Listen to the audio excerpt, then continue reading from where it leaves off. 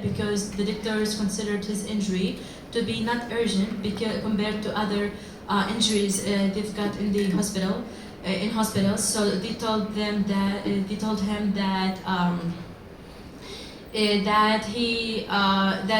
that the flesh will rebuild itself on the shrapnel, and because there are way more serious injuries, they need to disregard this one. And now he's still in Gaza. My father, some siblings are still in Gaza now. My family is very scattered. My mother is in Cairo. Two of my siblings are in Cairo.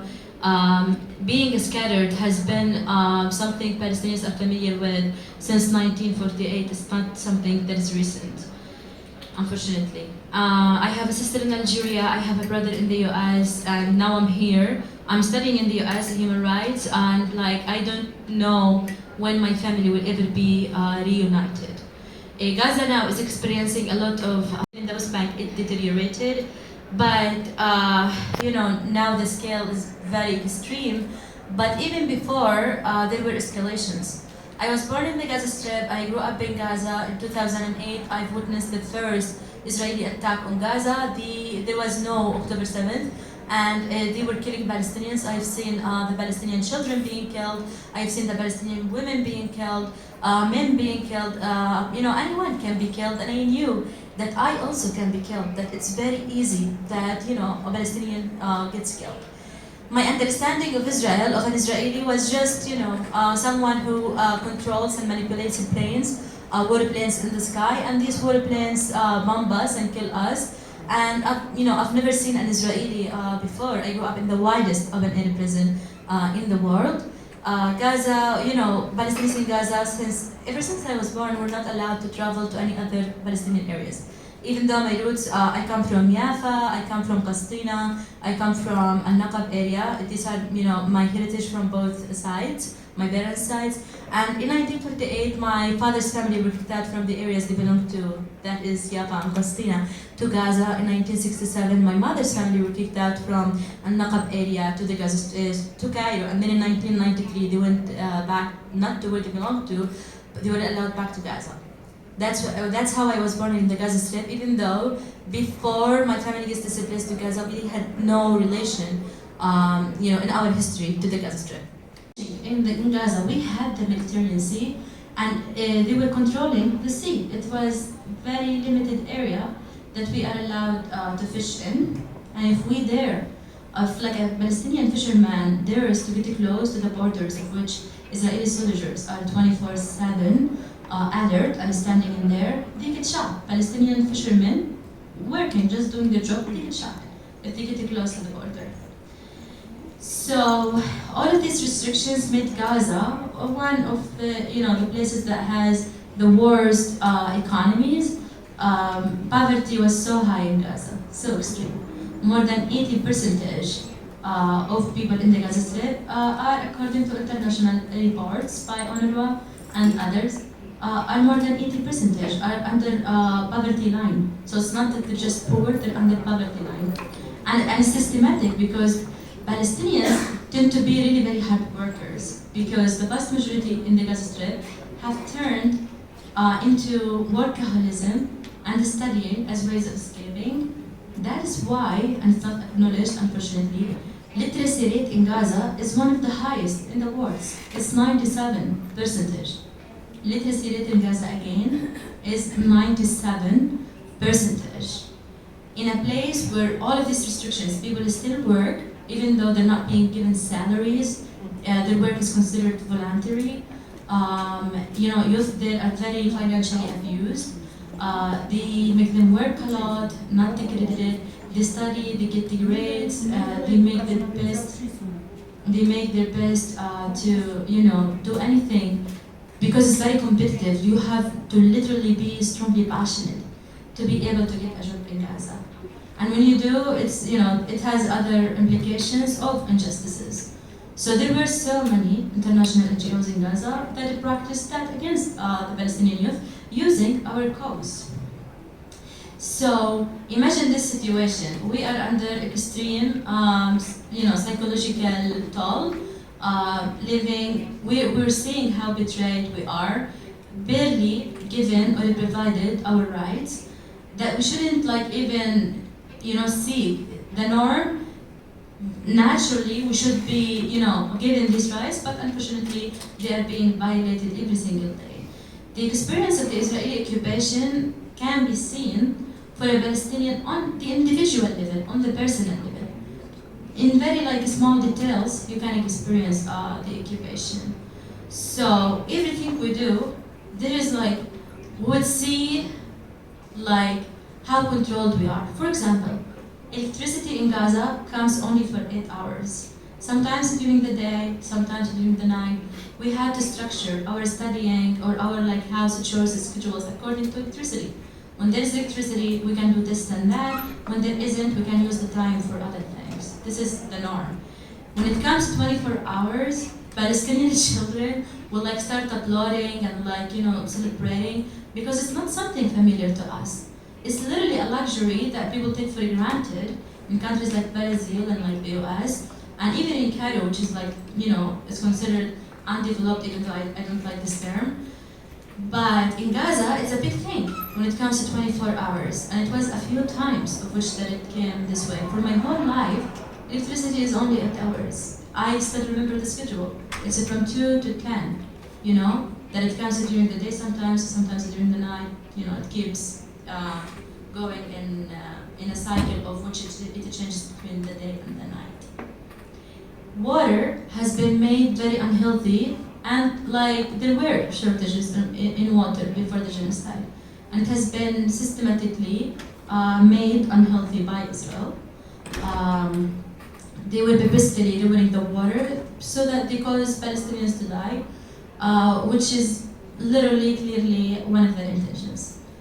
So electricity, water, travel, barely finding work, and yet Palestinians have done a lot of good things. We have really done all that we can to live in Gaza. My family, for example, when they first started in the Gaza Strip, it was tens.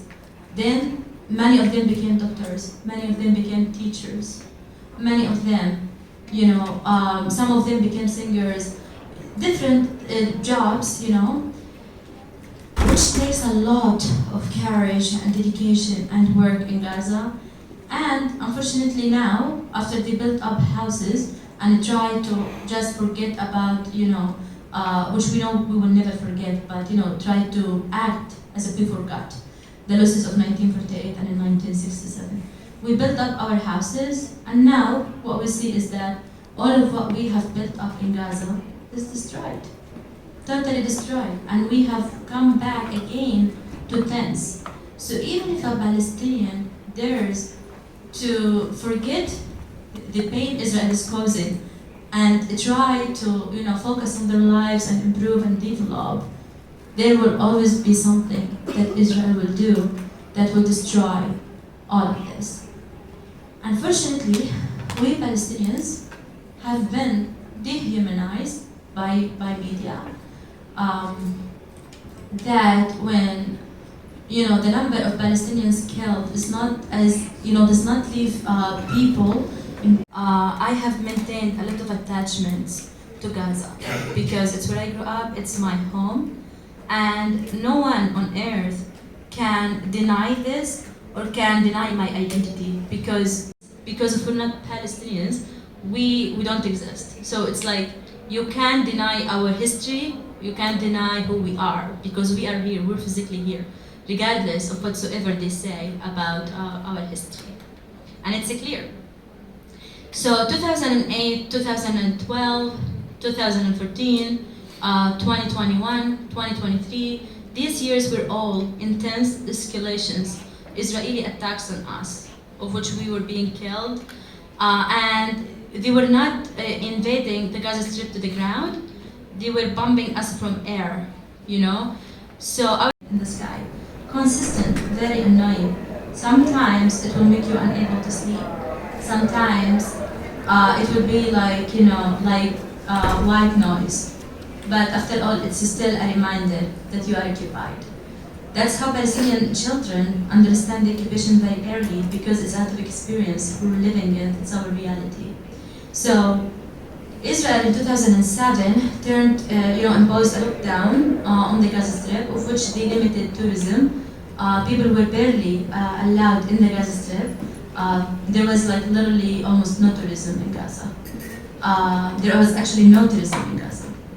And even didn't care. But on October 7th, out of sudden, human rights is a big thing and people care. And how dare Palestinians do that? And to us, it's very unfair. Why isn't it equal in terms of human rights? Because in terms of power, it has never been equal. Israel has always been a colonial state, an oppressor, an occupier. Palestinians have always been, occupied, oppressed, and we are experiencing a fight for liberation that till now we don't know how it will happen. But if the Palestinian will not, lose the hope that one day we will have our right to return. It's taken it has to happen. This is the fairest, least just thing that can happen for Palestinians. After all the pain, we are experiencing the genocide that has never happened before. The violations of human rights that we have been encountering and confronted to never happened before in the same scale to any other people. And since we've given all of this to this land, and also because of history, we have the right to equally exist with the same privileges as Israelis, as any people. We have the right. So Israelis, on the other hand, have way more privileges. Most Israelis have dual citizenships, while Palestinians are not even considered stateful, So I would, Israelis have dual citizenships, while Palestinians are not even considered stateful, So I would, I just don't know what to say. I'm so disappointed and betrayed by this war. And I hope that, as a Palestinian, I don't have options. Part of my existence, if it's not actually everything about my existence, is to fight for the liberation of my country. It takes so many forms. Palestinians are diverse in their opinions of a free Palestine. Forms of resistance are diverse. The vast majority of Palestinians sought other ways of resistance than the armed one. But of course, some Palestinians think that the armed resistance is a response to the oppression they have been experiencing for years and years. It's sad that it has gone this way, but we did not start the cycle of violence. We know who started the cycle of violence. And also, even if we think about how it began, like the Holocaust, let's remember that Israel now is committing way worse than the Holocaust against Palestinians in Gaza. And the earth this year has been bombed way more than it has ever been bombed. Like on the climate change, level, on the climate change rights, Israel violated all of our rights because they're destroying the earth that belongs to all of us. So they claim that they need Palestine, the area, because of the fact that anti-Semitism in Europe is very high.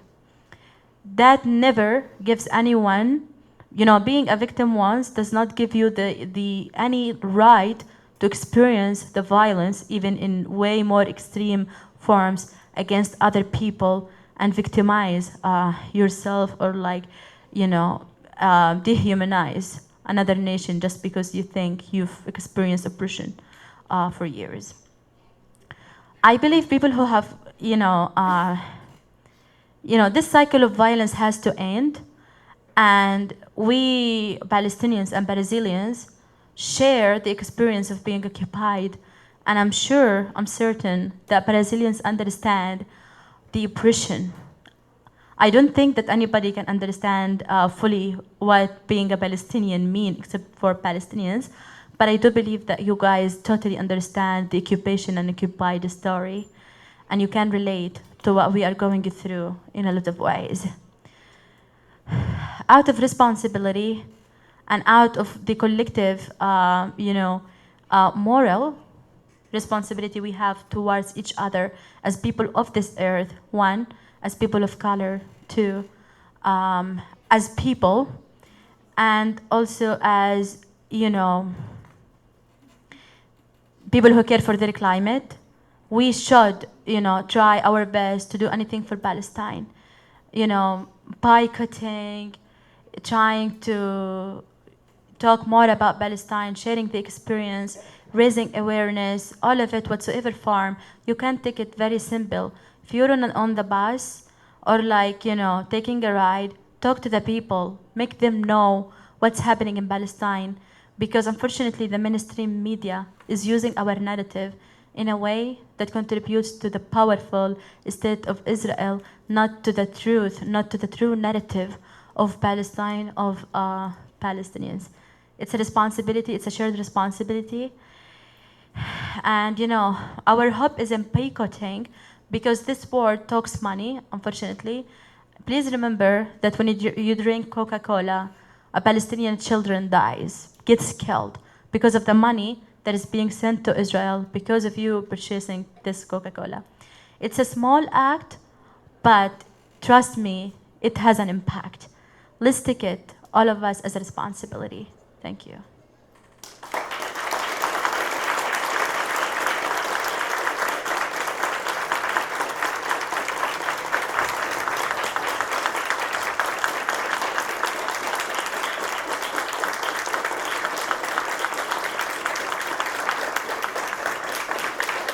Thank you.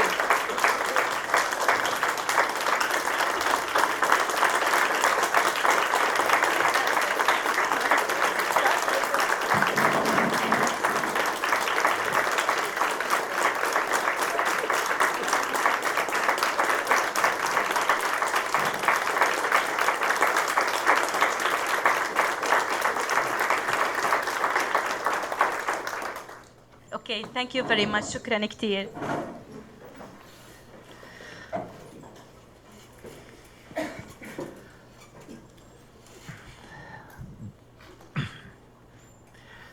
Muito obrigado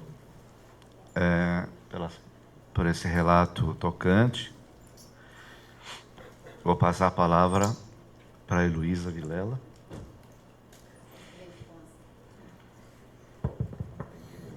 Obrigada. Boa tarde. Bom, eu sou jornalista, não sou historiadora, não sou acadêmica, então eu não posso contribuir com teoria, análise.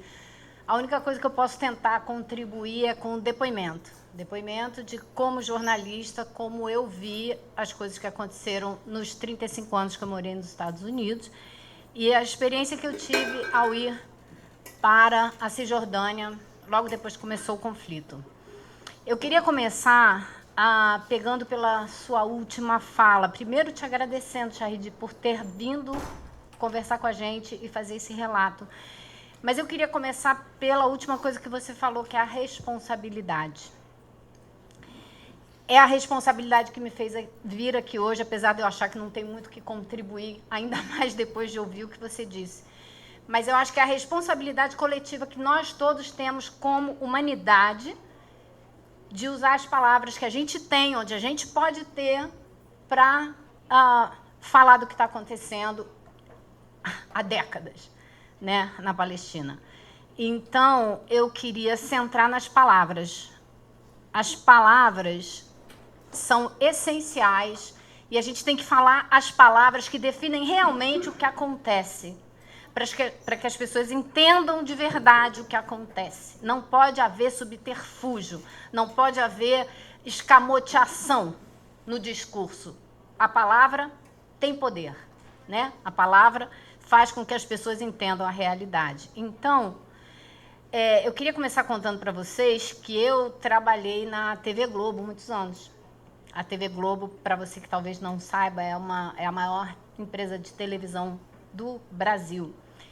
E é uma empresa que faz uma verdadeira campanha contra os árabes em geral e os palestinos em particular. Como exemplo anedótico, eu era correspondente da TV Globo no escritório de Nova York e pela primeira vez eu vi concretamente como que essa briga pelas palavras e pela construção de um outro, né, de forma negativa, se dá no dia a dia, numa coisinha aqui, noutra ali. Então, eu estava sentada escrevendo uma reportagem sobre uma situação que tinha acontecido na Palestina, onde eu falava de um ativista.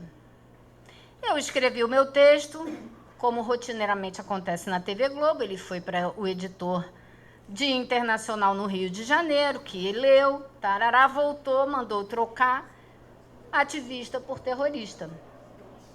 Aí eu falei, não é, ele não estava fazendo nenhum ato terrorista, ele era um ativista. Aí volta o texto para o Rio de Janeiro.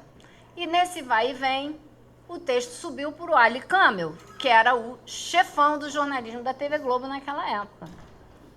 E aí volta o texto e falou, o Ali Kamel mandou falar assim. Tipo, ou você fala, ou pode procurar outro lugar para trabalhar. Então, isso é um exemplo pequeno, mas de algo que se dá o tempo inteiro, há décadas, que é a construção de um outro que a gente não pode confiar, que é esquisito, que é violento, que está sempre armado, que está sempre pronto para detonar uma bomba, né? Isso acontece nos Estados Unidos o tempo inteiro. O país que mais mata no mundo inteiro consegue passar uma imagem, né? Ou conseguia, isso está cada vez mais se desfacelando, para algumas pessoas, pelo menos. Então, para a gente ver a importância que a palavra tem, porque isso está sendo usado há décadas para construir essa imagem negativa do povo palestino.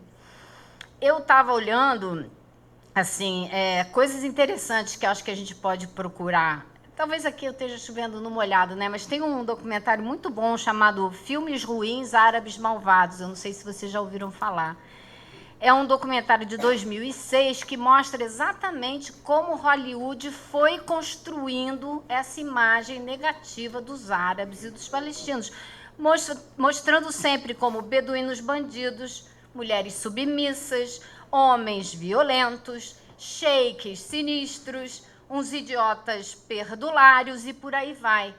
Por isso que, quando você diz que 97% do povo palestino, né, é alfabetizado, isso é muito pouco, ele não é alfabetizado. Ele tem altíssimos níveis de formação. Não é o alfabetizado brasileiro, não, né? São universitários, né? São pessoas profundamente dedicadas ao aprendizado. E não foi à toa que Israel se preocupou em destruir as universidades palestinas, que não tinha nenhum inimigo lá dentro, mas foram destruídas assim mesmo. A perversidade do ataque israelense na faixa de Gaza tem que ser ressaltada o tempo todo. Fizeram questão de destruir as universidades, de destruir os hospitais, de destruir os centros de atendimento da ONU. Enfim, então a lista de perversidades é imensa, mas a lista é histórica. É claro que no momento que a gente está hoje, é o pior momento dessa longa trajetória genocida, né? E é por isso que talvez a gente tenha conseguido fazer com que o mundo entenda um pouco melhor o que está acontecendo. Não no grau que precisava entender, mas um pouco melhor. Bom, então acho que filmes como esse são muito interessantes, porque descortinam a construção, né, sistemática desse outro. Por quê? Porque essa construção, que ao longo de décadas, que permite, quando acontece o que aconteceu, né, a ação do Hamas e a resposta de Israel, essa construção é que permite a mídia mundial propagar mentiras absurdas, como a decapitação de 40 bebês, o estupro em massa, e as pessoas acreditarem. Por que elas acreditam? porque elas estão acostumadas a ouvir falar deste outro, muito sinistro, muito violento. Então, aí a coisa vai... Se eu tive que chamar um manifestante de terrorista, você imagina isso numa escala minúscula. Imagina como isso se dá o tempo todo nos filmes, nas reportagens todas, e assim vai, né? Bom, eu não vou me alongar, porque eu tenho pouca coisa para dizer, mas eu queria só aproveitar, juntar essa experiência que eu tive como correspondente da Globo e contrastar com a experiência que eu tive agora, no ano passado, quando o lugar onde eu trabalho, o ICL, o Instituto Conhecimento Liberta, que é uma mídia independente, que vem crescendo e investindo num trabalho jornalístico totalmente diferente do que a gente tem no Brasil hoje, e aos 61 anos eu estou tendo a oportunidade de fazer o jornalismo no qual eu acredito pela primeira vez na vida. O ICL tomou uma decisão clara, falou, vamos cobrir de alguma maneira o conflito. Mas aí me ligaram, Heloísa, você conhece algum jornalista lá na Palestina que pudesse cobrir para a gente? Eu falei, olha, eu conheço uma tal de Heloísa Vilela, que se você mandar, ela vai. Ele falou, você iria? Eu falei, claro que eu iria. E o nosso objetivo foi uma decisão muito clara. Nós não vamos para Jerusalém, porque a imprensa brasileira grande, chamada grande imprensa brasileira, só cobre de Jerusalém, só bota o pé no território palestino, só olha para o conflito a partir do ponto de vista israelense. A gente falou, não, a gente vai fazer o outro lado. A gente vai botar o pé no território palestino enquanto for possível. Porque, claro, nós todos também tínhamos medo. A gente não sabia o que eu ia encontrar, como eu ia ser tratada, e se eu ia precisar sair correndo de lá. Não fui para Gaza, veja bem, fui para Cisjordânia, tá? Seja que a gente entenda isso bem. E chegando lá, claro, como você certamente sabe, fui recebida como irmã, né? O povo palestino me recebeu como se fosse irmã do povo palestino. Foi uma das experiências mais incríveis da minha vida. E me levaram para lugares que eu, apesar de historicamente e por formação familiar, nunca ter apoiado a criação do Estado de Israel e entender o conflito palestino, me surpreendi de estar surpresa com o que eu vi. Porque me levaram, por exemplo, para o campo de Aida. Aida é ali em torno de Jerusalém, né? Então, um lugar aparentemente bastante seguro e tudo. E eu fui para o campo de refugiados de Aida.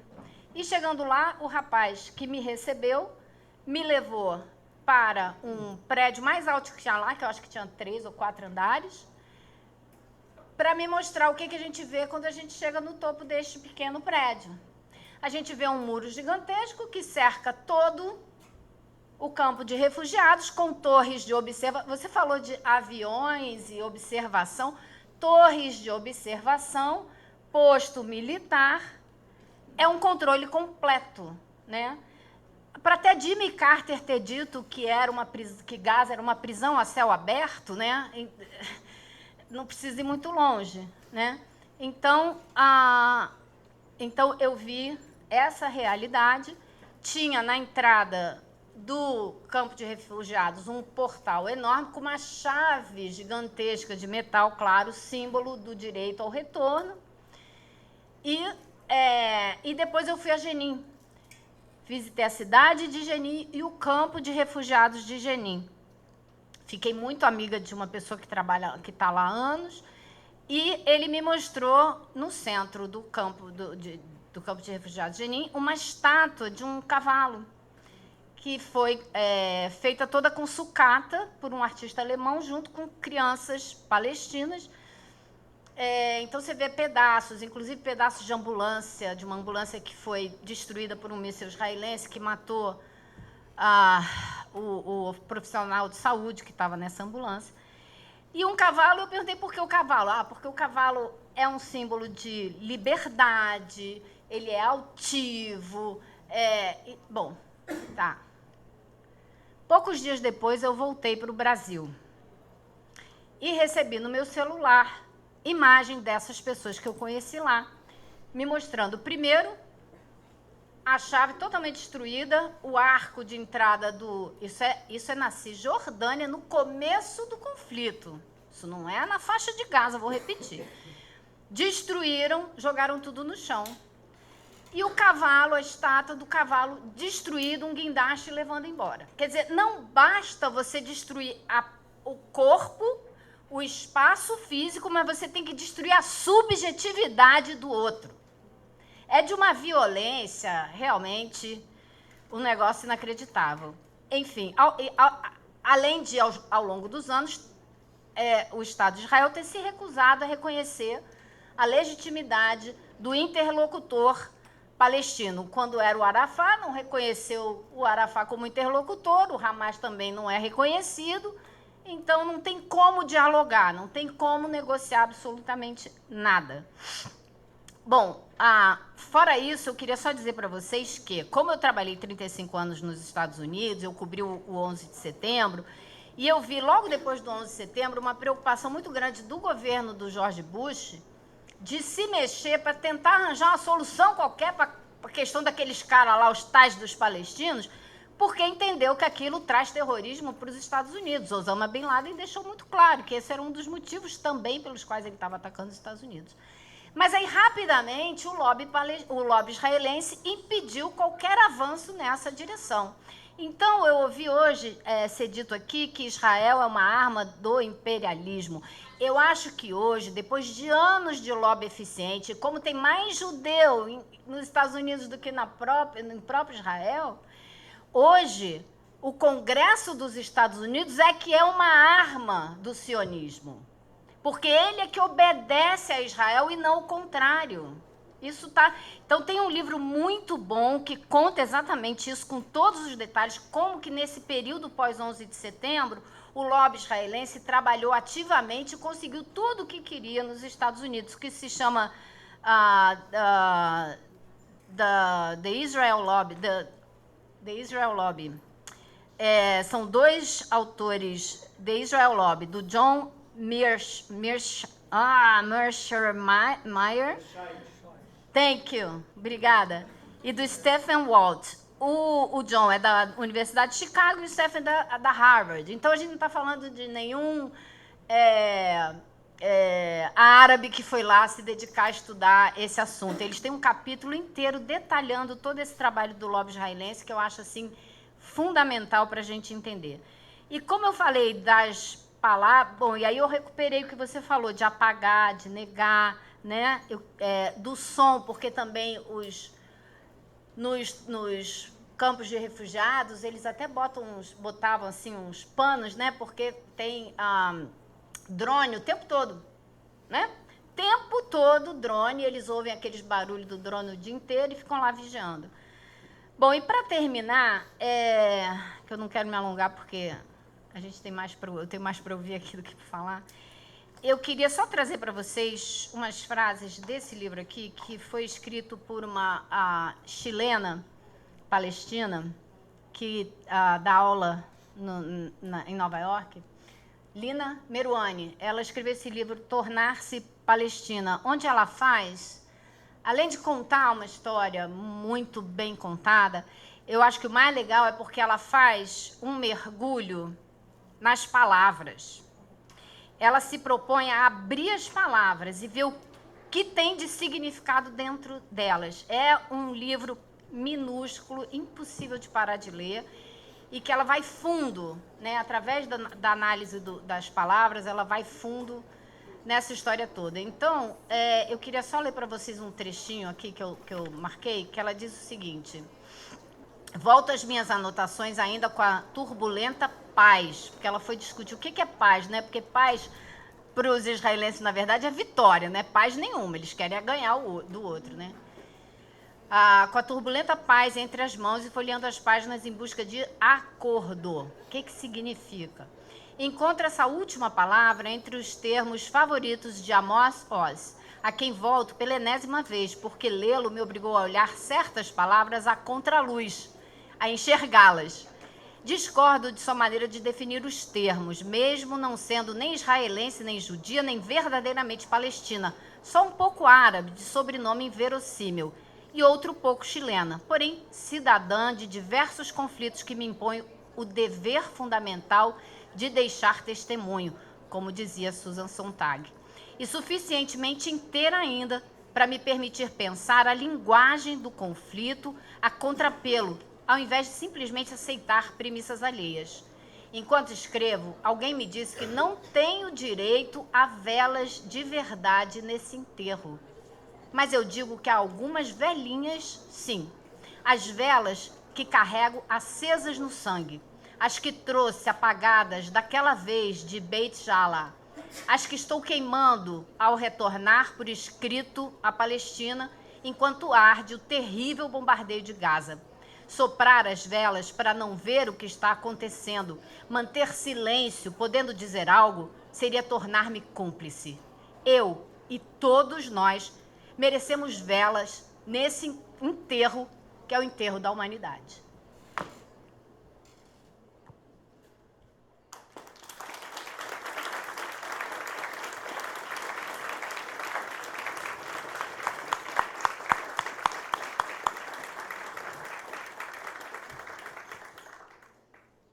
Muito obrigado, Luísa.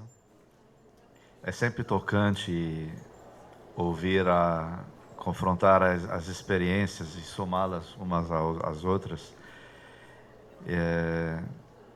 Então, muito obrigado mesmo pela sua franqueza, dos seus relatos aqui. Vou passar a palavra para a Soraya, por favor.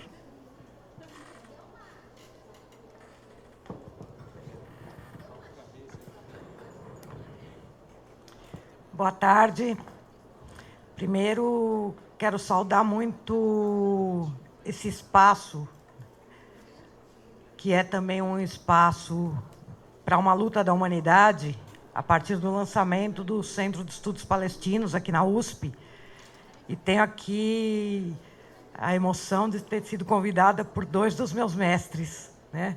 A professora Arlene Clemecha, que abriu as portas da USP para mim no mestrado e permitiu que eu fizesse um livro que é parte da nossa resistência, que é contar um estudo de caso a partir da aldeia do meu pai, uma das cerca de 530 aldeias destruídas na pedra fundamental da Nakba, a catástrofe, com a formação do Estado de Israel em 1948.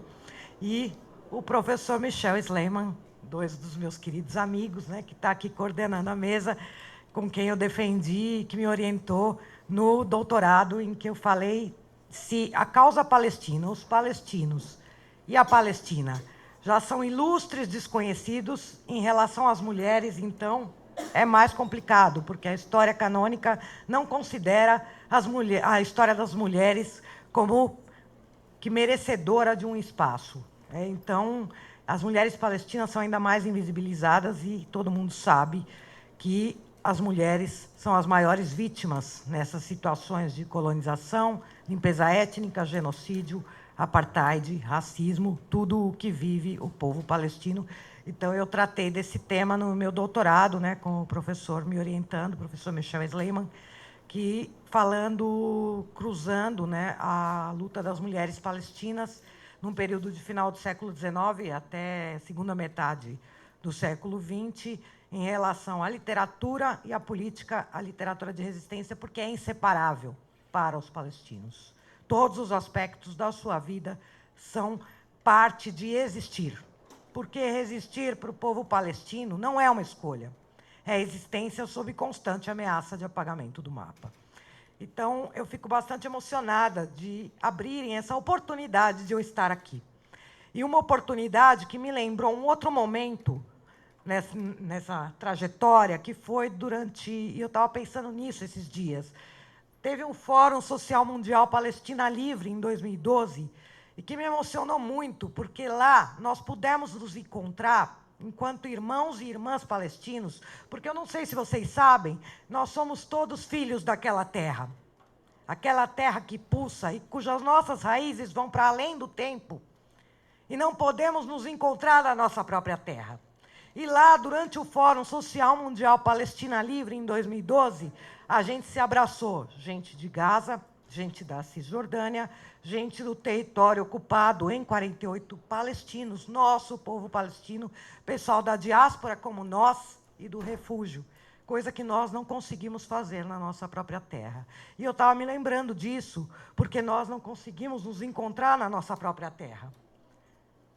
E nós seguimos irmanados, alinhados, como eu disse, sabendo que nós somos todos filhos e filhas daquela terra, de onde pulsa a nossa veia, as nossas artérias, o nosso sangue. É inseparável dos nossos corpos o amor por aquela terra e o sentimento de que ela é a nossa grande mãe. Nós somos povos originários, nós somos todos parentes.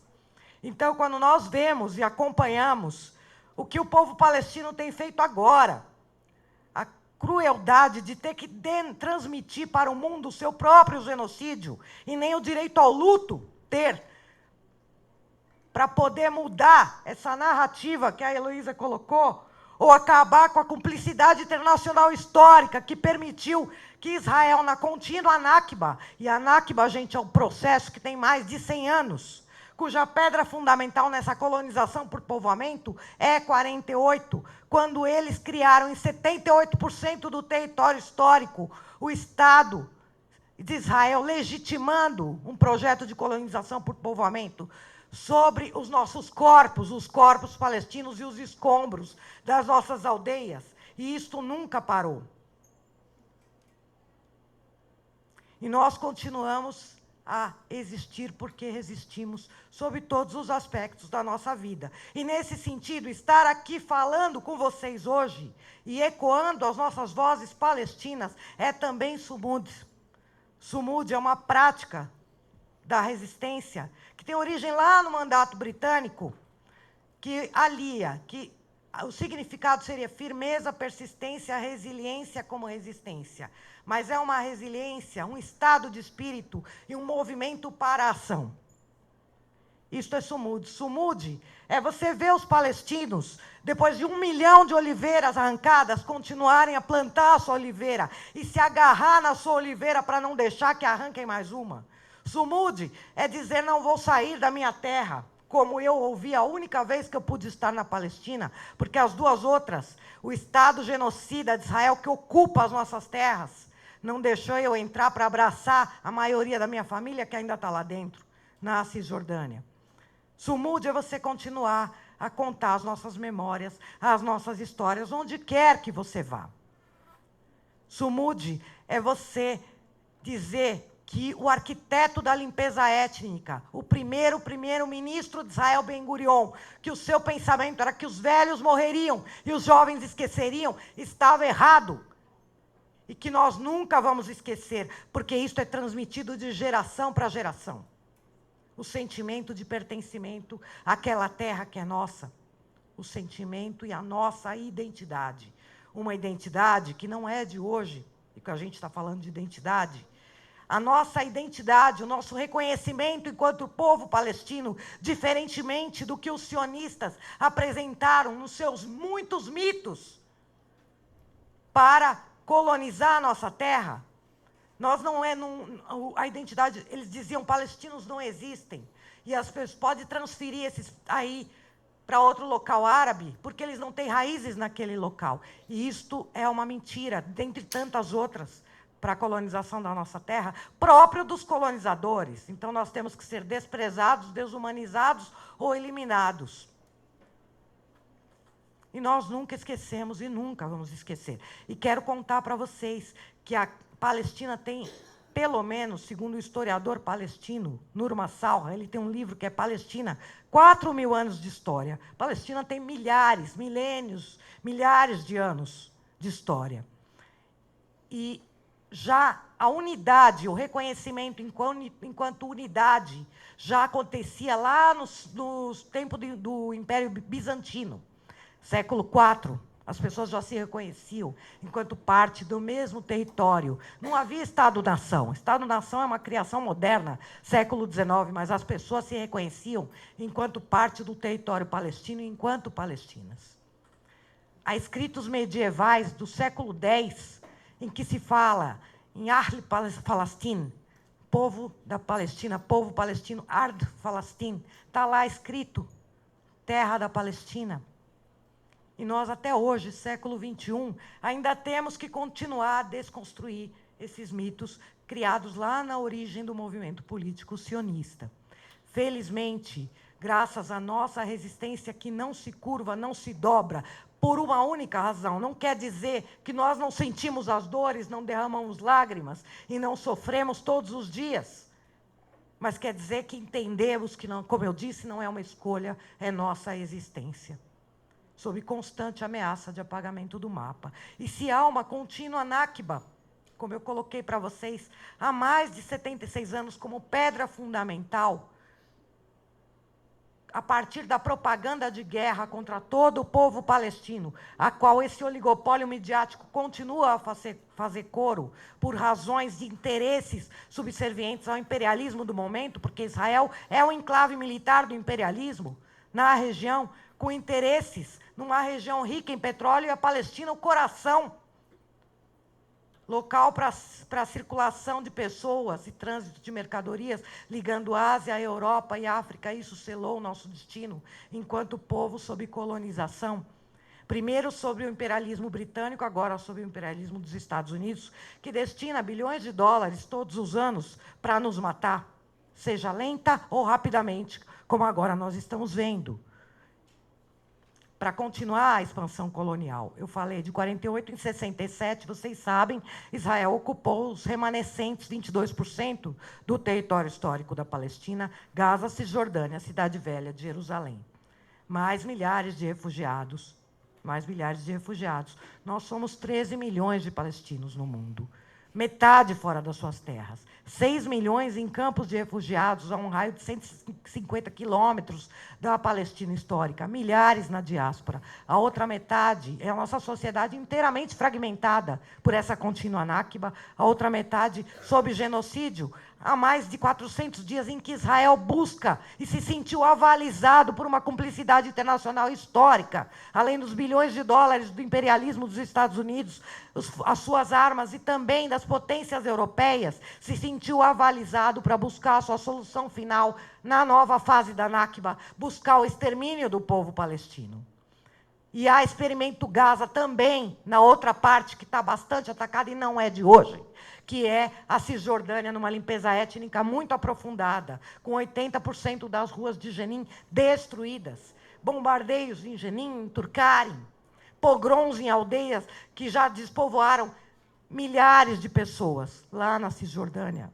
Na Cisjordânia, um palestino é morto a cada 2 horas. Em Gaza, uma criança é assassinada pelas bombas genocidas de Israel a cada 10 minutos. E tem uma pesquisadora da Universidade de Edimburgo que afirmou que, se não parássemos o genocídio, haveria 335.500 palestinos mortos em Gaza até final de 2024.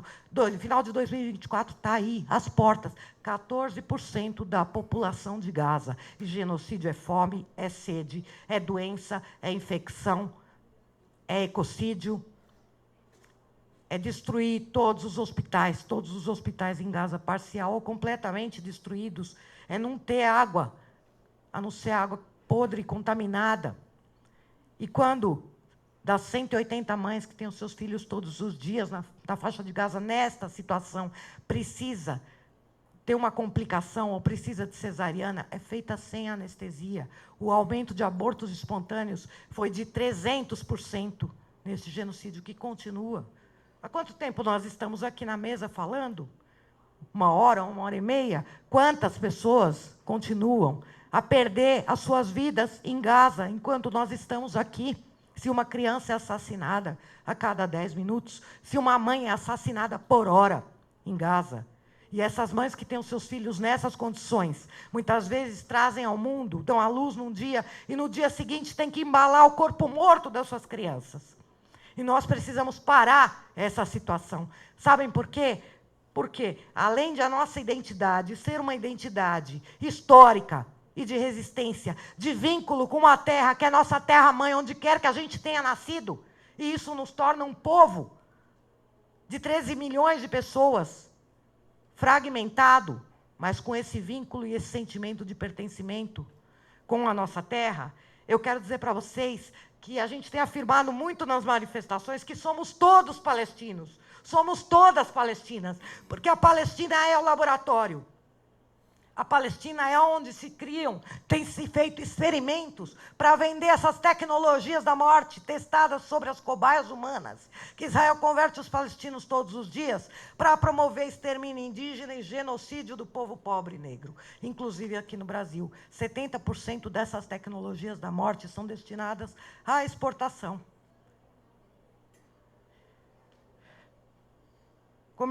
Eu vou terminar com isso. Como eu estava dizendo para vocês, a nossa resistência é também contar a nossa história, a nossa memória. E eu primeiro aprendi o que era a Palestina, como alguém que nasceu na diáspora, a partir dos olhos do meu pai, que foi arrancado violentamente daquela terra em 1948, aos 13 anos de idade. E ele contava da barbárie que fizeram na aldeia dele para destruí-la, do bombardeio na aldeia no final da tarde, quando as crianças estavam saindo da escola, uma aldeia de 2.000 habitantes, em que eles viviam como camponeses da agricultura de subsistência e tudo que eles precisavam a terra provia, e que no final da tarde a aldeia concentra a escola, a mesquita, se é uma aldeia muçulmana, a igreja, toda a vida comunitária, naquela praça, no centro da praça, no entorno daquela praça. Foi ali que eles bombardearam no final da tarde, para expulsar os palestinos, matando muitos deles e promovendo a limpeza étnica, deixando uma única saída para as pessoas irem embora. E houve genocídios em dezenas de aldeias. É engraçado que tudo que eles falam, que nós fazemos, que o mundo acreditou por conta dessa demonização ideológica que é colocada de um Oriente de bárbaros não civilizados, atrasados, afeitos à violência, que não podem tomar o destino nas suas mãos ante um Ocidente de civilizados, racionais, lógicos, com valores reais, né? Essa visão, essa ideologia orientalista, tudo o que eles dizem que nós fazemos é o que eles fizeram conosco. Toda acusação contra nós é uma confissão. Sabe quem abriu? Eu vi um colono dessa Zaca, que saiu difundindo essas mentiras, falando que viu uma mulher grávida que estavam abrindo a barriga dela a faca. Sabe quem fez isso conosco? Está documentado. Foram eles, nos genocídios, nos muitos genocídios, inclusive nas aldeias, em 48. Mas nós resistimos. O meu pai contava as histórias do que era a Palestina histórica. Meu pai nasceu em 1935. E, a partir dos olhos do meu pai, eu entendi e vivi o pertencimento àquela terra. A única vez que eu pisei na Palestina, eu senti que aquela terra era minha. Quando eu abracei os meus familiares, eu não era uma turista, uma visitante naquela terra que é nossa. E o meu pai contava que na Palestina histórica, antes de 48, não tinha tranca nas portas, não tinha convite para casamentos, era uma vida comunitária. Ele sempre falava, era todo mundo vivendo em paz, com carinho, uma vida simples, mais feliz. E uma coisa muito importante que ele dizia, nunca uma criança perguntou para outra, você é judeu? E havia uma minoria de judeus palestinos. Você é judeu, você é muçulmano, ou você é cristão, com você eu não brinco. O problema foi o sionismo. E o sionismo tem que acabar, para que todos e todas nós sejamos livres. Resistimos, existimos, não seremos apagados do mapa, até a Palestina livre, do rio ao mar. Muito obrigada.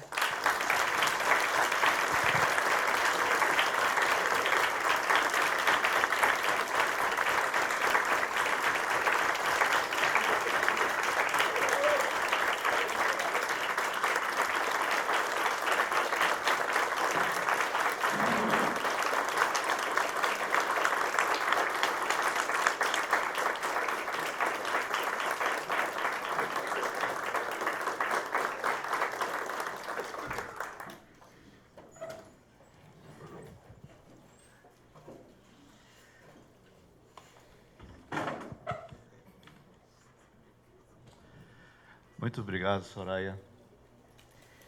Obrigado às três aos 3 depoimentos de hoje, que nos mostraram como é frágil, digamos, a passagem de quem observa, né? Como é frágil o momento de observação e como é potente lembrar isso. Então,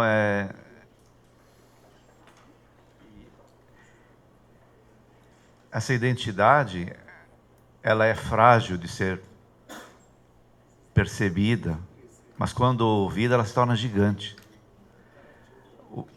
Então, essa oportunidade hoje de a gente ouvir 3 depoimentos de 3 observadores, que enquanto observavam, o tempo voava muito rápido aos seus olhos, mas hoje se calam fundo nos nossos ouvidos. Então, muito obrigado por essa oportunidade, as 3, cada uma com sua particular realidade, que eu acho que fecha bem essa ideia, né? Quer dizer, falar de identidade num momento em que se apaga, ou se quer apagar essa identidade, que a ideia do genocídio, de fato, é algo muito sensível, e não é à toa que a gente se emociona aqui, bate palmas e fica de pé. Então, mais uma vez, muito obrigado a cada uma de vocês por essa oportunidade e poder ampliar a discussão. Hoje, eu fiz uma série de anotações aqui. Uma delas me marcou muito, do Samuel aqui, ouvi hoje pela primeira vez, é um prazer, muito obrigado. E ele falou que não houve mal na história tão antiga do povo judaico, a não ser nas terras do cristianismo, onde pretensamente dizemos que está a civilização hoje, né? Então é muito triste observar que nessa mesma realidade, né, com esse mesmo selo histórico, hoje se fere outra grande nação, que é a nação palestina. É muito duro isso. E é mais do que pertinente este seminário que o CEPAL traz para a gente, essa oportunidade de a gente confrontar essas memórias tão tristes e que precisam ser despertadas mais do que nunca.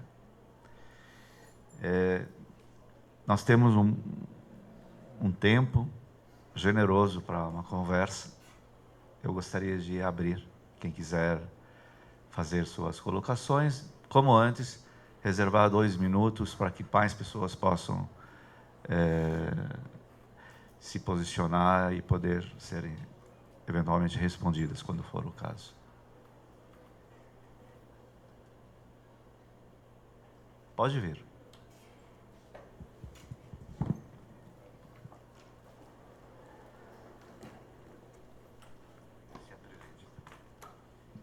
Bom, boa tarde a todos. Meu nome é Carlos Perini, eu sou mestrando em Direito Internacional pela Faculdade de Direito aqui da USP. Em primeiro lugar, eu gostaria de agradecer as 3 exposições, foram extremamente elucidativas, então muito obrigado. Rapidamente, para contextualizar minha pergunta, há um autor chamado Gregory Stanton, professor da Universidade de Georgetown, que sustenta que o genocídio, como fato social, ele é muito mais amplo do que os atos de extermínio propriamente ditos, né, os verbos de ação. Ele começa muito antes e termina muito depois. E aí ele vai elencar as 10 fases do genocídio, tal como um fato social, não como um elemento jurídico, dentre os quais ele vai colocar o discurso de ódio como um elemento essencial para a ocorrência do genocídio, no sentido que a desumanização da vítima leva a uma alteração das autossanções morais e, a partir daí, a aceitação da eliminação dos grupos que são vítimas dos atos de genocídio. Mas a minha pergunta ela tem a ver com outro discurso, que é uma outra fase que o Gregory Stanton traz, que é a da negação, né?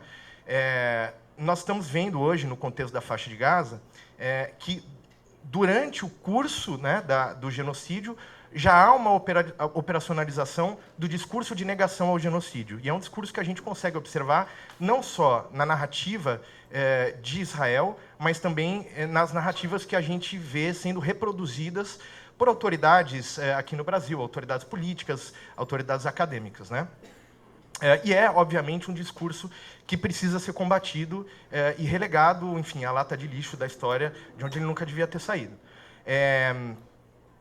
Nesse sentido, a minha pergunta é a seguinte.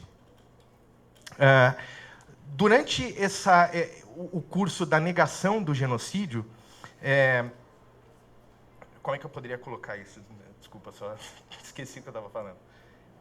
Durante o curso da negação do genocídio, como que seria possível elaborar uma estratégia de comunicação ou uma estratégia de disseminação? Porque, assim, quando a gente vê essas autoridades se pronunciando sobre o genocídio, pelo menos em termos jurídicos, a impressão que dá é que os fundamentos que eles trazem, inclusive os fundamentos de Israel, parecem ser, assim, em termos grosseiros, um tanto preguiçosos.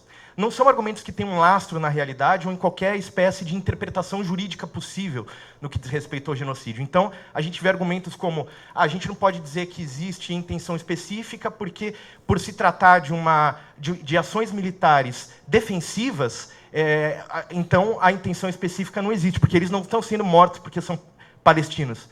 Estão sendo mortos porque são terroristas ou estão sendo mortos porque são combatentes. A gente vê, assim, não é um argumento que tem algum lastro na realidade ou em qualquer tipo de interpretação. E aí, ontem, um dos expositores falou que, infelizmente eu não lembro quem foi que disse, mas eu ouvi ele dizendo que a gente consegue identificar que a gente chegou num estado de barbárie quando os estados, para perpetrar as violências, não se preocupam mais em legitimar essa violência. Não há mais um discurso de legitimação, eles só fazem porque podem.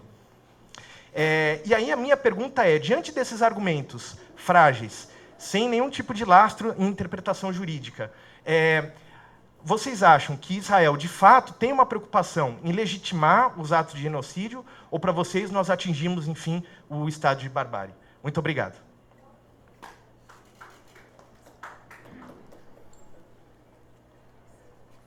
Vamos juntar as perguntas, depois a gente fala. Meu nome é Maíra, eu sou advogada, a Soraya sempre me faz chorar, é difícil. Eu fui para a Palestina esse ano, em julho, e aqui eu trabalho com violência contra a mulher, lido com casos muito brutais de violência de gênero todos os dias, estupro, violência doméstica, violência contra a criança. E existe um discurso salvacionista, orientalista, racista sobre as mulheres palestinas e que, assim, ignora uma imensa gama de mulheres que estão falando em nome próprio sobre como é a realidade de ser mulher palestina. Eu acho muito hipócrita isso vindo de pessoas que vivem no Brasil, quando a gente vem de um lugar assim que tem feminicídios aos montes todos os dias, em que 1 em cada 4 mulheres vai sofrer violência obstétrica, em que quando a gente se senta para conversar com as nossas amigas, todas elas já ou apanharam ou sofreram violência psicológica ou foram abusadas em alguma festa, ou conhecem alguma menina que numa festa universitária foi vítima de estupro quando estava alcoolizada. E eu queria ouvir das duas. E eu quero ouvir de você também, porque é sobre como as mulheres, na verdade, na imprensa, elas não têm nem voz, né? A gente ignora que elas existem na imprensa majoritária brasileira. Mas eu queria ouvir da Shahad sobre a sua vivência enquanto mulher palestina em Gaza antes e depois desse genocídio. E da Soraya, um pouco das histórias de resistência das mulheres que você encontrou no seu doutorado, para a gente municiar a plateia, depois, quando a gente for conversar com os nossos colegas, quando a gente for entrar em debates, com outras narrativas para contrapor esses discursos salvacionistas que, na imensa maioria das vezes, vêm de pessoas que não têm o menor compromisso com a emancipação das mulheres, nunca gastaram 5 minutos da vida delas para acolher uma mulher vítima de violência, nem nada do tipo, mas adoram falar das mulheres. As mulheres, elas precisam ser salvas. Essa perspectiva que é muito nojenta a gente vê com muita frequência. Eu gostaria de ouvir de vocês. Obrigado. favor.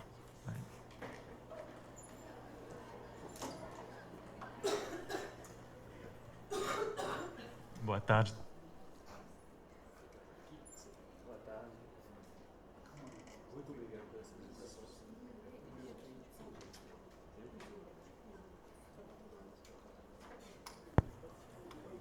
Boa tarde. Sim, muito obrigado pelas apresentações, muito importante.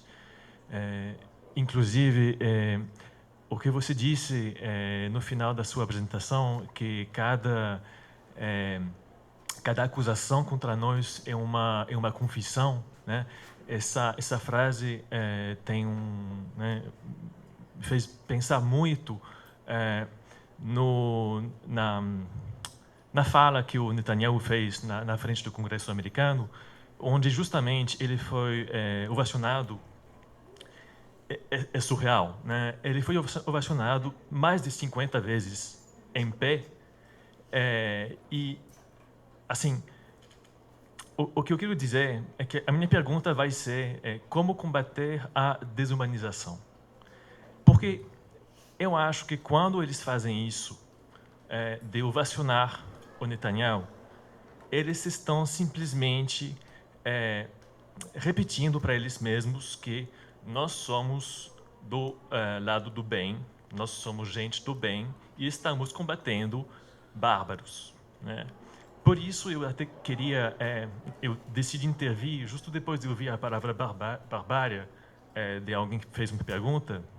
Eu acho que a gente não deve se autorizar de jeito nenhum a fazer dessa barbárie algo possível para um ser humano.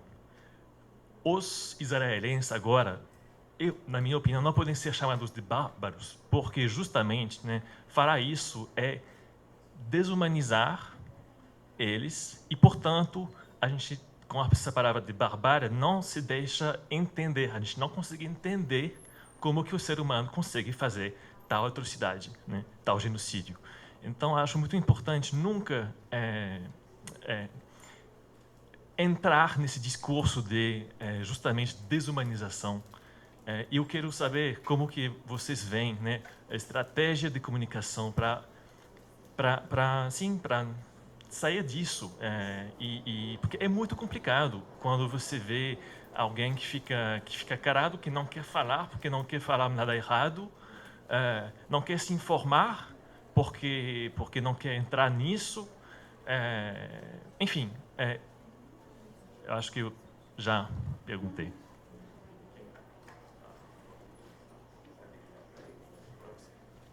Qual é o seu nome? Ulisses. Eu acho que já vamos responder essas, que me parece que tem uma unidade temática. A desumanização, um depoimento mais um pouco pormenorizado e detalhado do que são o que vivem as mulheres na Palestina, e a questão das estratégias de como combater essa questão da barbárie. Vou passar para a Shahid. So I do believe that raising awareness is definitely a big part of how we can react to the dehumanization. So, people who spoke here and who have been listening to us, I'm sure you guys see that we are humans. I'm sure that I'm also sure that you know that we are, because the vibes, the sentiment is that you are pro-justice and people who understand. So this means that we achieved step 1.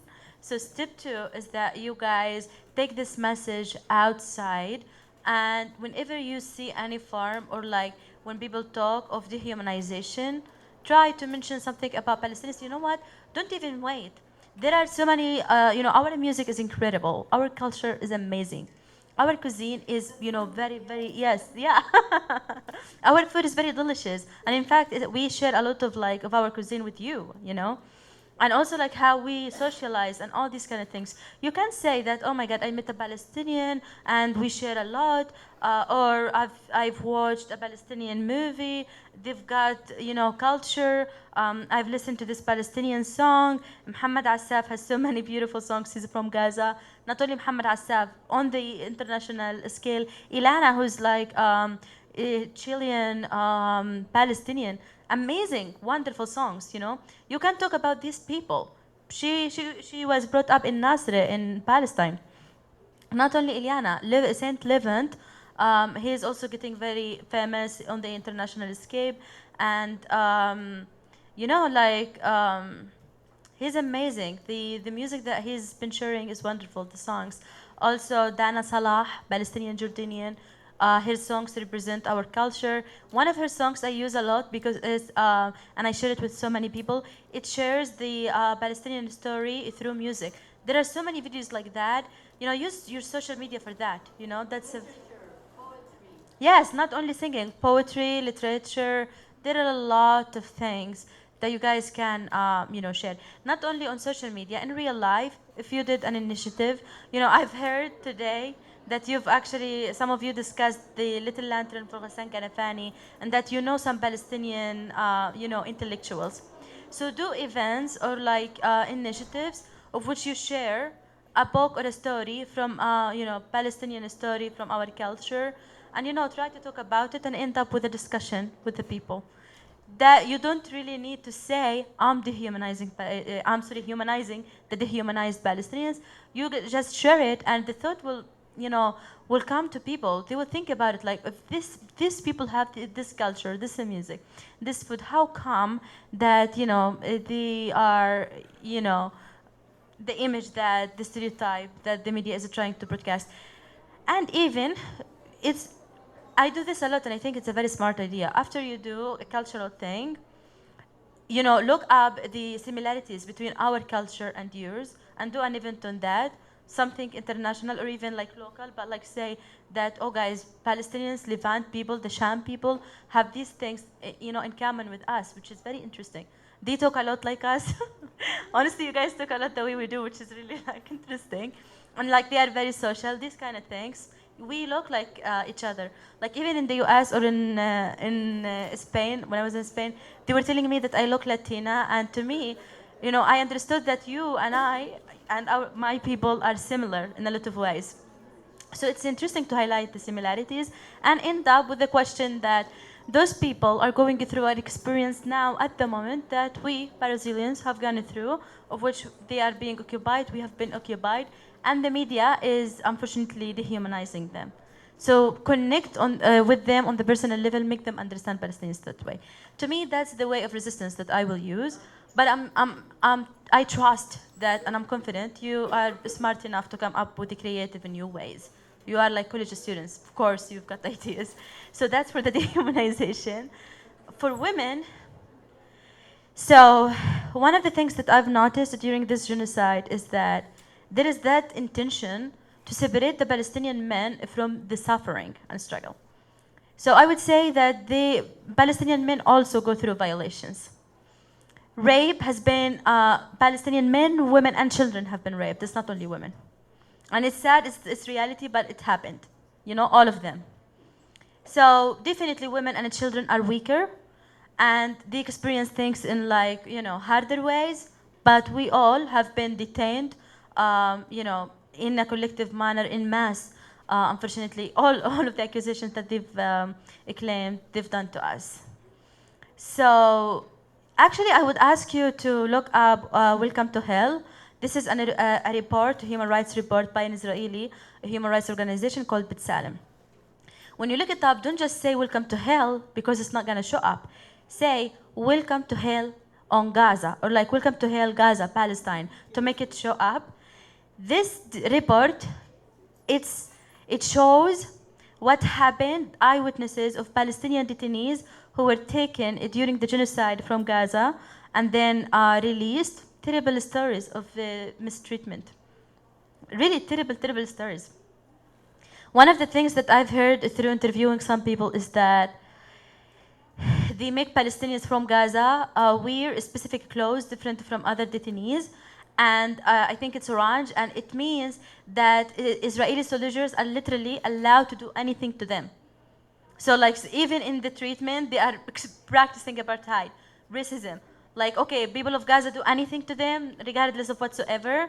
Other people like other restrictions, but we all, Palestinians after all, are being, subjugated to oppression in all of its forms. Israelis have committed, violations.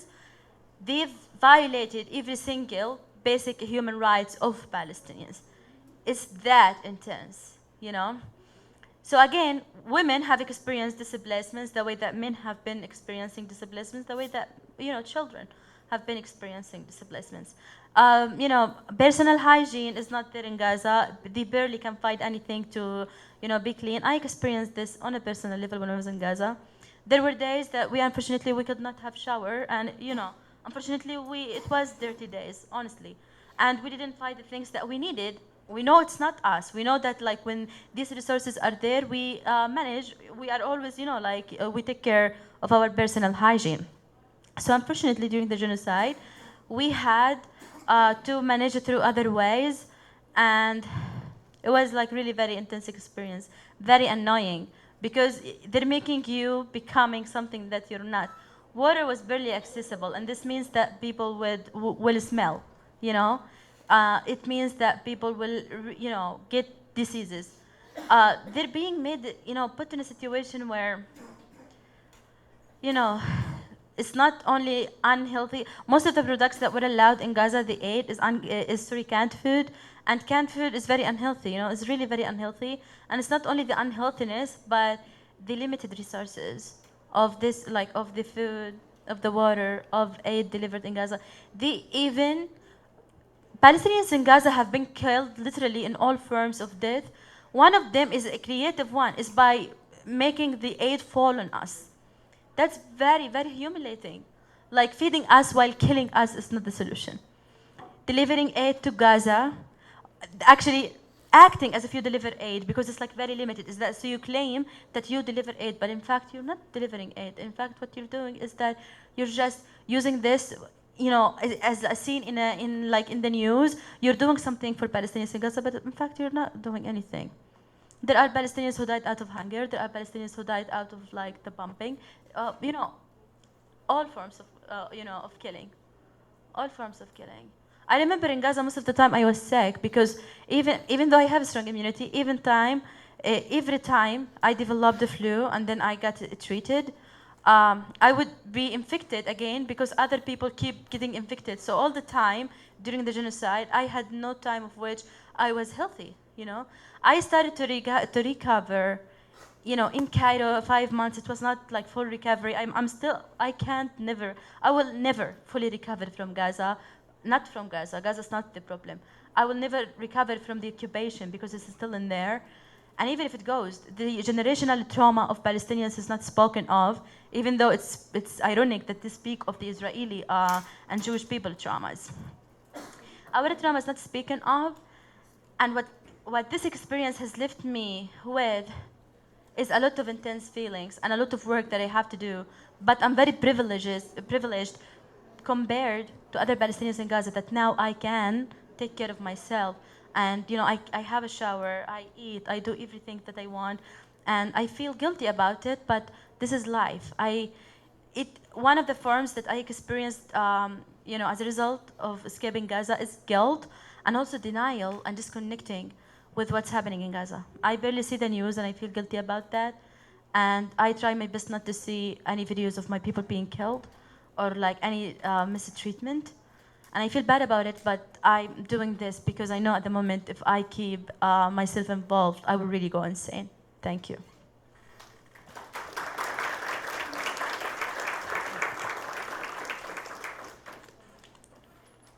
Eu penso que a Charles falou tudo que a gente precisava ouvir, né, sobre essa questão de como combater a desumanização.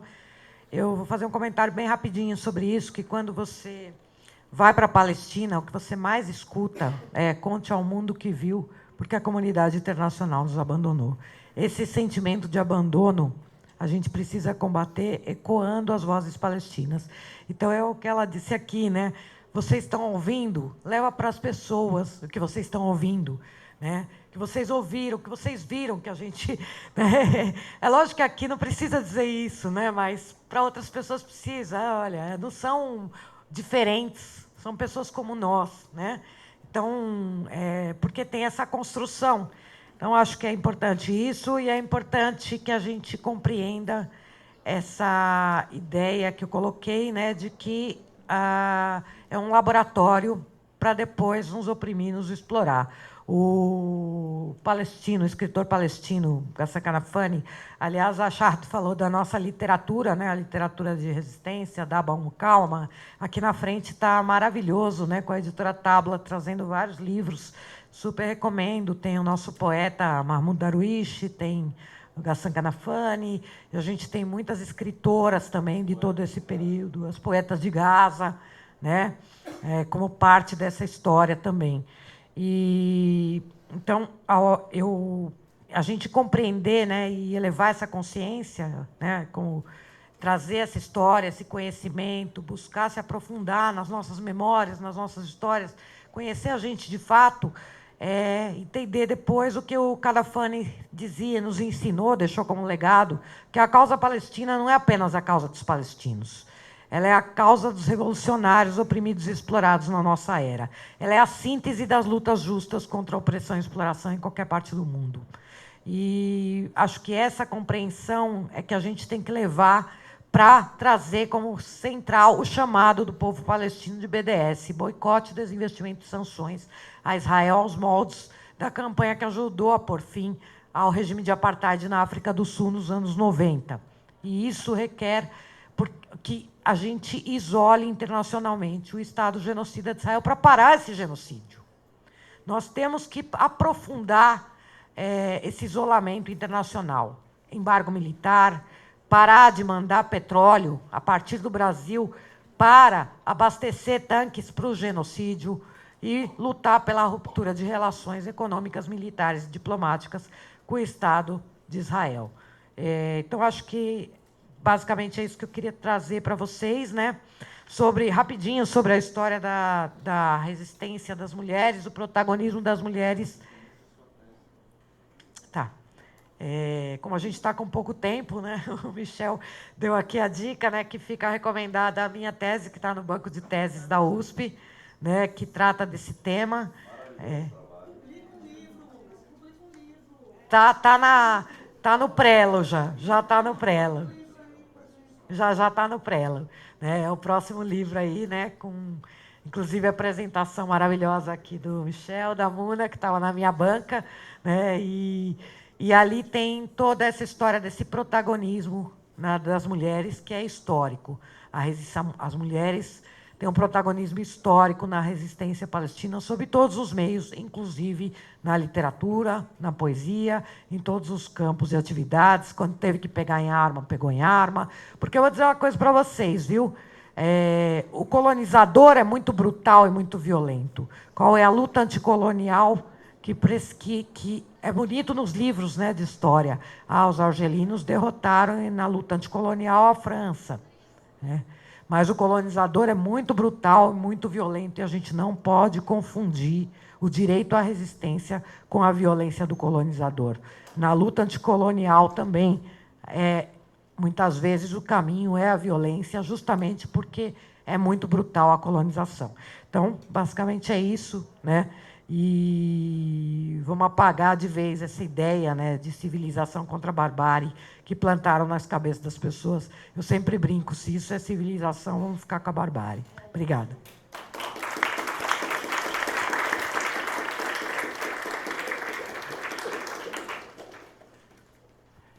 Vou passar a palavra aqui para a Heloísa e vou encerrar as perguntas, porque aqui minha colega do lado precisa dar uma entrevista, já está sendo aguardada aí fora, e depois a gente faz o encerramento na sequência. Não, só queria acrescentar uma coisa. Quando houve essa pergunta a respeito de não desumaniza, né? Não pode chamar de barbárie para não desanimar.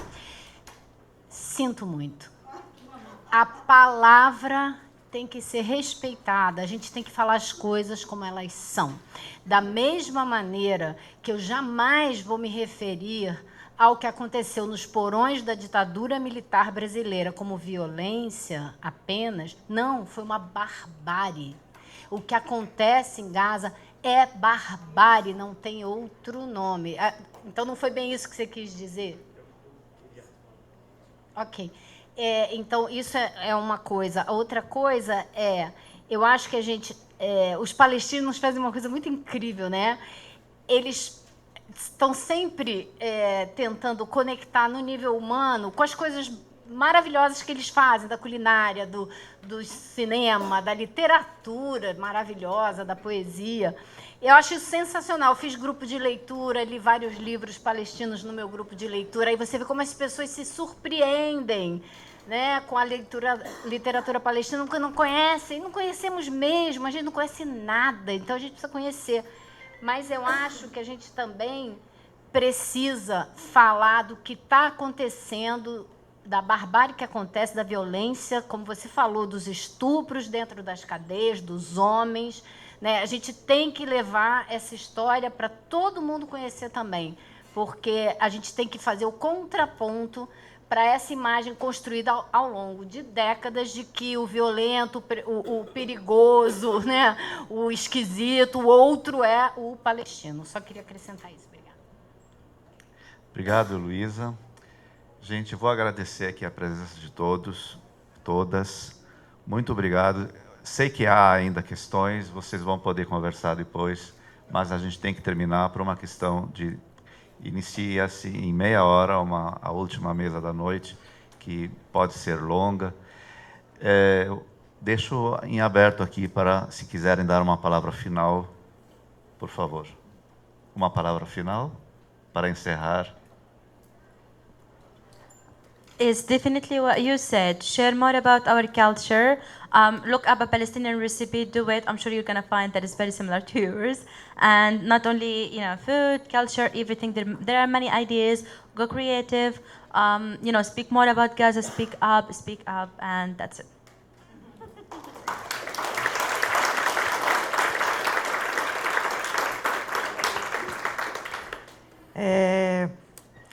Eu queria, na verdade, fazer um convite para vocês. Amanhã é o Dia Internacional de Solidariedade ao Povo Palestino. Todo dia nós temos que estar na rua, né, e denunciando, e falando, e ecoando as vozes palestinas e expondo todos esses crimes contra a humanidade e mostrando que é uma luta da humanidade. Mas amanhã tem atividades na nossa Casa Palestina, que é o Aljânia. Está todo mundo convidado. A partir das 19 horas vai ter cultura, vai ter culinária. Shahd vai estar lá. Então, eu quero fazer esse convite. E dia 30, a gente vai fazer um ato, né, pela Palestina, mais um ato, às 15 horas, com concentração no MASP e caminhada até a Praça Roosevelt.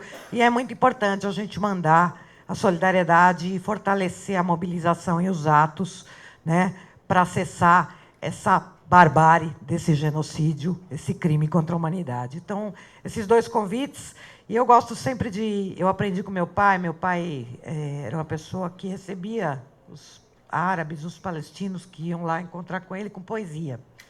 Ele sempre abria a porta recitando poesia, né? E eu peguei isso dele, né? Então, eu vou... Como a gente estava falando de identidade... Eu vou terminar com um trechinho que está até na minha tese, que é da Fado Atucan, né? Que o ministro da Defesa, lá, o criminoso de 67, o Moshe Dayan, dizia que cada verso dela fazia 10 guerrilheiros. E isso aqui é praticamente o testamento dela, né? E está lá o trechinho, mas ela traz justamente... Ela fala assim: basta-me morrer em minha terra, sepultarem-me nela, para dissolver e desaparecer em seu solo, e então brotar como flor, que uma mão de criança brinca. Basta-me permanecer no abraço da minha terra, estar perto dela como um punhado de pó, uma fonte de grama, uma flor. A nossa terra palestina. Obrigada.